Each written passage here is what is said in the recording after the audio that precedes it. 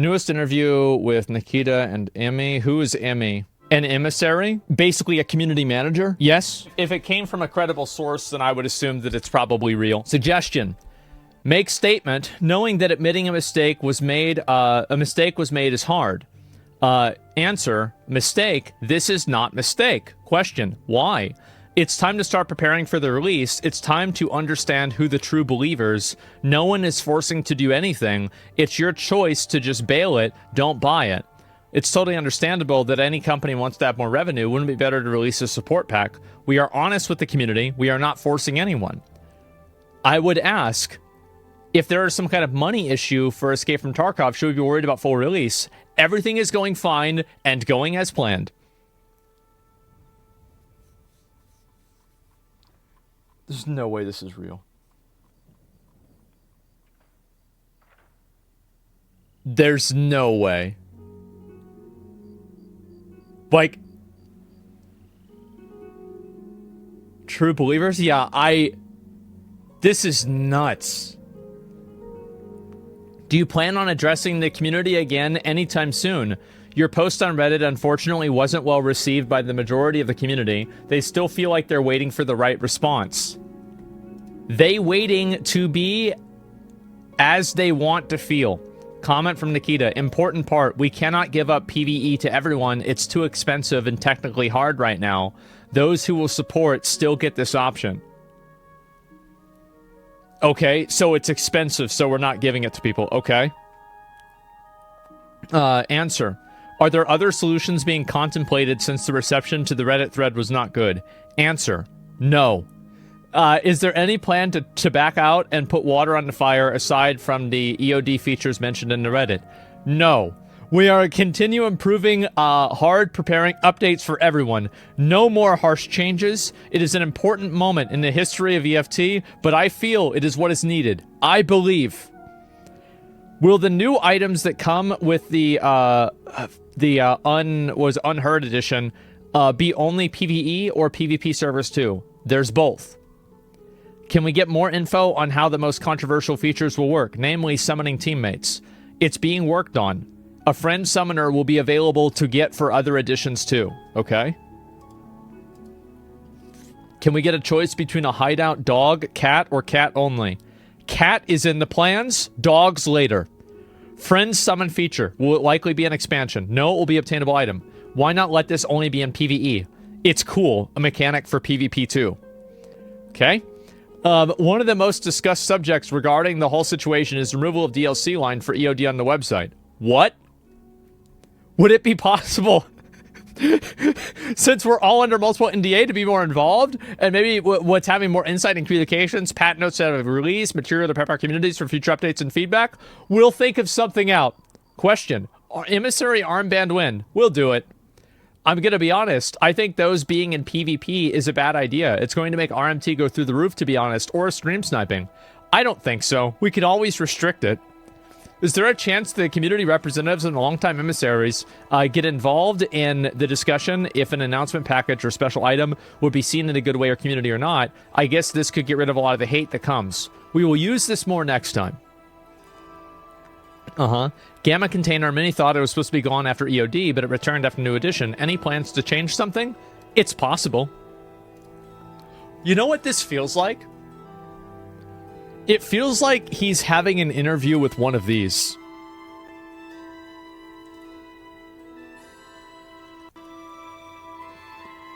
It really does. This is so fucking good.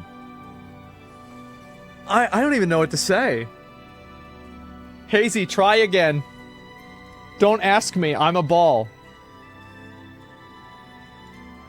Signs point to yes. Oh my god. Oh, this one seems accurate too. Yeah, it's about it seems. But wait, there's more. I've been talking to some players from different communities, and the opinions and feelings are basically the same. Those who have the EOD edition are disappointed with all this. In the Discords that I've been in, which published the news, there was always someone playing Tarkov. These Discords are now completely empty. The small PT streamers that we have are always there, 2 or 3 streaming a game. Nobody's streaming Tarkov. This is a bomb in the community. In relation to Nikita's post on Reddit, players who have EOD don't want to have priority over others to enter a match. They think this is throw sand over the eyes in the community. Okay, it's just throwing sand at people, right, like in their eyes. Trying to solve the problem after it's done. Many people say this new version for $40 to $60 would be acceptable, like this is too expensive. SPT, many of them watched the Clean playing SPT yesterday, and this is the single player thing, right? Single SPT is single player Tarkov? Yes, yesterday, and many of them watched Exotic doing the same thing today. Let them change the side.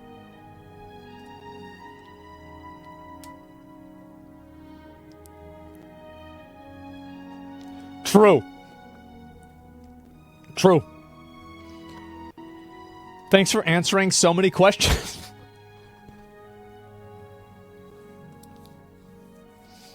Thanks for answering so many questions for us.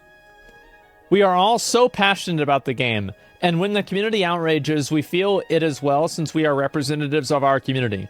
I would love for us to be able to craft clear communication in the future, if possible, and be more involved about getting ahead of any potential drama or outrage.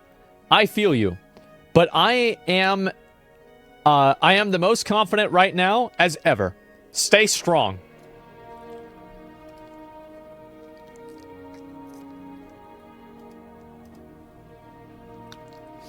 I am reaching out to discuss the pricing of PvE content, which might be a high for newcomers. Wouldn't introducing more accessible options also mitigate this barrier and prevent new players from seeking alternatives like single-player Tarkov? Regarding the monetization strategy, many long-term standing players, myself included, are prepared to contribute more financially to support the company. However, I'm curious about Battlestate Games' BM and pursuing the new edition amidst potential challenges. Wouldn't focusing on creating cosmetics and more non-gameplay altering expansions be simpler and more low-risk strategy in terms of the community engagement? Answer: we will think about it.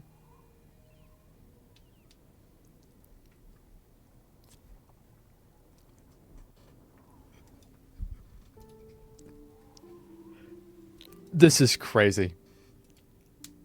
I fucking love this. This is amazing. Is it possible the future of PvE mode will be sold as an independent upgrade? A good number of users in the community are interested in being able to play this way with friends, but don't justify paying for it because the most expensive version. Could you help mitigate the SPT users? It's possible, but after release.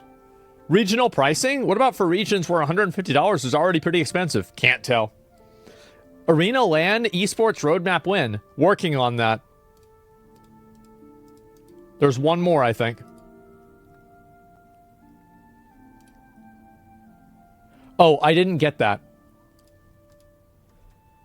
Omnicron container soon? Yes. What is the official stance on SPT now that Clean was streaming it without issues? Let them be for now. Regarding the DLC line, when you check out the prep order page, the season pass line for EOD has been removed, but you can find it using an internet archive. We didn't remove that.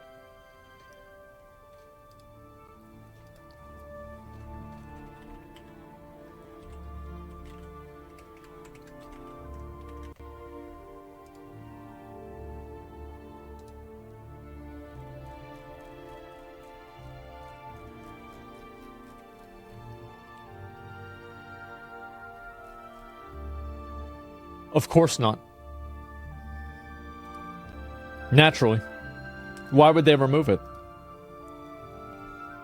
I understand that PvE feature can't be given to everyone due to technical limitations. At the same time, EOD users feel like they should have this permanently, not temporarily, since it's new and much desired content, and the promise for EOD is that players who got EOD wouldn't have to pay for additional content if they contribute for as much of the most expensive package as they could. Any chance to reconsider and make PvE feature a feature for EOD permanent?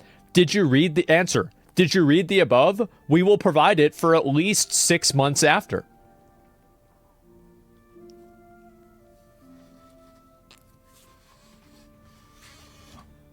Didn't you read?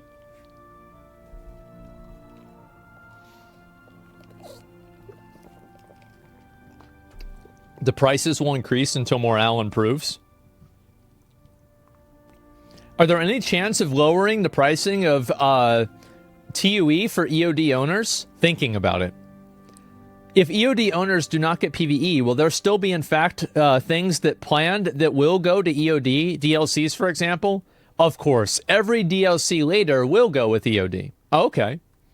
Will the future editions like PvE that do not go to EOD, but go to the newest version? Not planned. Will EOD continue to be a flagship for all versions of the game going forward? Unheard is just another signature thing. EOD is still important. Well.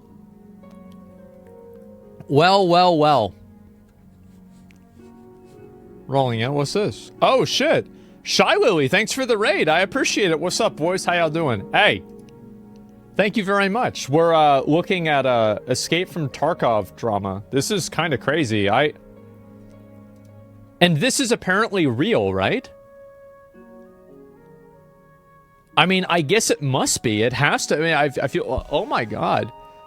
This Nikita is a nice guy. I mean, again, am I the only person who feels like this is exactly the vibe that I get whenever I start reading these answers? Focus and ask again. Reply hazy. Try again. Oh, my God. Ask your mom. Don't count on it. Yep, there you go. Nikita should be in scam jail? Well, I don't know about that. I mean, but it's definitely really frustrating for a lot of the players, I'm sure. He speaks bad English on top of being a douchebag. Of course, it seems too bad to be true. I mean, I do think that it is funny. Like, my favorite part about everything was like that massive paragraph of like, yeah, we really appreciate you guys doing all of this stuff. Let them do everything. Like, yeah, for sure. Yeah, thank you so much. Regarding the monster, we will think about it. It's possible. Let them change the side. It's like, you know what this reminds me of? You ever, like, try to have a conversation with a girl and, like, try to force a conversation even though she's obviously not interested? I feel like Nikita's that girl right now. No? I've had that happen. Yeah, my wife? Oh, that's... Okay. So yeah, true believers, this can't be real. There it is. The distress signal device is for PvP too. So this means that you can use this special signal device to randomly summon in your friends whenever you're pinned down. So, like, you can be stalking somebody and trying to kill them, and then you just use the device and summon, like, fucking Avengers Assemble. Fucking, and then, like, you've got one guy trapped, pinned down, and then 3 guys just like, hey, oh, we're here. All right, let's get him. Pull it, yeah, you just pull a team out of your ass. Exactly. Helldivers? Yeah, literally Helldivers. TLDR, fuck you EOD users and the rest of beggars and poor idiots. We only care about new package buyers. Yep. Do you think BSG will survive this, or EFT for that matter? I think they will. So this is my opinion, is that I think they will. And the reason why I think they will is because there's no other competitor that people are willing to go over to right now. Like, there's no game that provides the experience that Escape from Tarkov provides in a way that is an improvement from Escape from Tarkov. And I'll give you a parallel for this, and I would obviously say the big parallel is WoW. So back in Warlords of Draenor, the game was a complete joke. It was awful. Everybody hated the game, but people stuck with the game. A lot of people did, and they all came back to play Legion because there was no other game on the market that could replace the experience that people had for WoW. Now, fast forward to Shadowlands, whenever Final Fantasy was out, Lost Ark was coming out, and all these other MMOs were on the market, and then whenever WoW tried to pull the same exact thing, then people actually moved over and they started playing other games instead. So, and obviously, like, WoW is still, like, the king of MMOs, like, by a mile. I'm not saying it's not, but I am saying that, like, if you look at, like, WoW's market share, like... And I do apologize for, like, these colors and everything and, you know, trying to get all this sorted out. But I hope you guys understand whenever I do it. And so, okay, so now we have WoW right here. And this is Final Fantasy 14. This is New World. New World is popular in 2021. Lost Ark. And then OSRS. Right? And like, there are other ones too. But I'm just using these as an example. Okay? And then with Escape from Tarkov, the truth is that Escape from Tarkov is probably in about this situation, where Escape from Tarkov has such a massive market share of extraction shooter audience that it's almost impossible to get people to move away from playing the game because there's no game that you can easily go over to that provides the same experience. And this is DMZ, other clones. So I apologize about the what do you call it? The sizing here. But you see, WoW obviously in 2014 had such a massive market share that whenever people were like, oh, we don't like the game, okay, fine. Go somewhere else. There's nowhere else to go, so you stay in WoW. In 2014, this same thing happened, but there were a lot of other options like Final Fantasy 14, New World, Lost Ark, OSRS. So WoW was only, let's say, half of the market share, and that's whenever they actually lost market share and they had to compromise in order to maintain their dominant spot. And so, Sorts, trust me, bro? No, I think this is a fact. I think it really makes sense. There's nothing about this that doesn't make sense. Yeah, and Escape from Tarkov, the truth is that right now, there are no other big extraction shooters on the market that have an audience of people. And I'm not saying that they don't exist at all. But what I am saying is that they are so small that they're not relevant and able to compete with Escape from Tarkov. Gray Zone will kill it. Yeah, and there were a lot of games that we said was going to kill WoW. And eventually they didn't. The truth is that WoW did not kill... WoW is still... I mean, to be honest, WoW is still a popular game. So, like, what are we talking about killing the game? But, like, the truth is that it's obviously not as popular as it used to be, and it doesn't have the same level of, like, market awareness. Growzone is more of a DayZ competitor. Well, I think there's always going to be, like, a spectrum for it. Because, like, for example, let's look at the Twitch directory.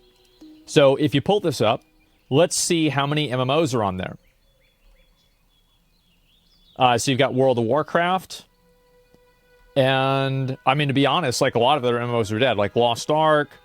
Like, name one other game that's like Escape from Tarkov. That provides the same experience as Escape from Tarkov.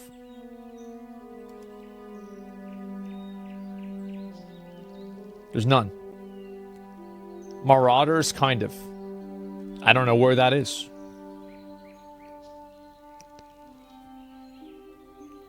The Hunt Showdown, maybe? Rust, maybe?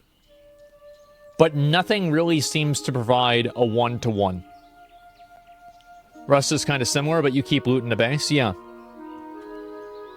EFT is the best shooter. It's not that it is the best shooter. It's that it provides an experience that is so unique that it makes it difficult for them to lose their market share because of how many other games...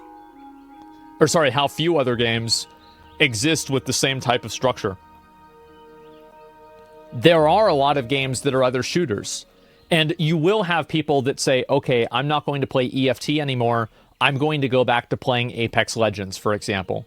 This absolutely happens. And it happens with a lot of other games. Like, for example, people stop playing WoW and they go over to play League. Or they go over to play Elden Ring.